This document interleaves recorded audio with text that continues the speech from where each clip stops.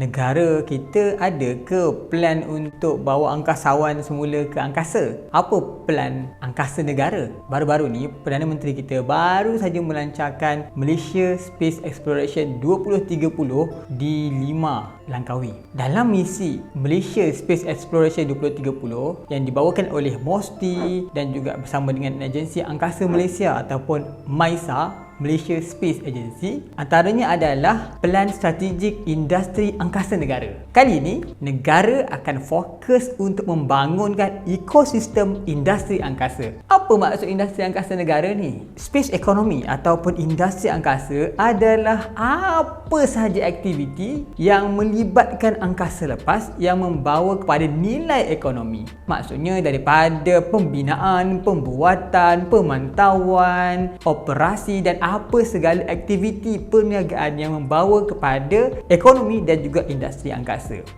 Bukan sekadar menghantar seorang atau dua orang angkasawan, tetapi ia akan menjadi satu ekosistem industri yang sangat-sangat luas. Dalam misi Pelan Strategik Industri Angkasa Negara, negara mensasarkan untuk mencapai pulangan sebanyak 10 bilion pada tahun 2030 dan juga menyediakan sekurang-kurangnya 5,000 peluang pekerjaan. Sebenarnya banyak pekerjaan apa yang terlibat dalam angkasa lepas? Dalam industri angkasa negara ni, ada 4 strategic goal yang ditekankan dalam misi agenda angkasa negara. Yang pertama adalah berkenaan dengan teknologi, iaitu pembangunan, pembinaan teknologi angkasa. Yang kedua adalah berkenaan dengan funding. Ya, untuk membangunkan industri angkasa kita perlukan duit. Untuk syarikat-syarikat kita membangunkan R&D, research dan teknologi mereka. Yang ketiga adalah talent development. Kita juga perlu membangunkan talent development ataupun kepintaran tempatan yang dapat menyumbang untuk membangunkan industri angkasa. Dan yang keempat adalah governance dan institutional development. Maknanya pengurusan, pentadbiran hal ehwal yang melibatkan angkasa lepas. Dalam bidang angkasa lepas ni sebenarnya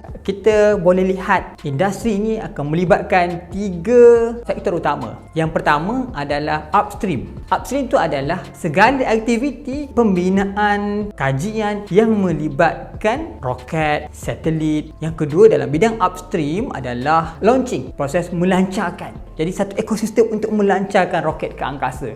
Dan yang ketiga adalah ground station. Bila kita dah hantar satelit, kita dah hantar roket, kita nak berkomunikasi dengan satelit kita tu. Maknanya perlu pada satu ekosistem yang dapat membantu bercakap ataupun mengawal satelit atau apa saja yang kita hantar di angkasa. Kemudian kita ada midstream, iaitu di tengah-tengah. Bila kita dah ada satelit, kita dah ada roket, kita kena ada orang ataupun syarikat atau individu, industri yang mengawal, maknanya satelit operator. Kemudian kita ada downstream, melibatkan seperti satelit, data-data untuk melihat ke bawah, contohnya Earth observation ataupun remote sensing, ataupun untuk security, pemantauan, dan juga pada masa yang sama segala aktiviti-aktiviti yang berkaitan dengan angkasa seperti yang kita buat sekarang, iaitu pendidikan angkasa lepas. Jadi sebenarnya banyak sektor yang boleh masuk dalam industri angkasa lepas. Jadi kita tahu negara kita mensasarkan pada 2030 mencapai satu misi, iaitu membangunkan industri angkasa yang mapan,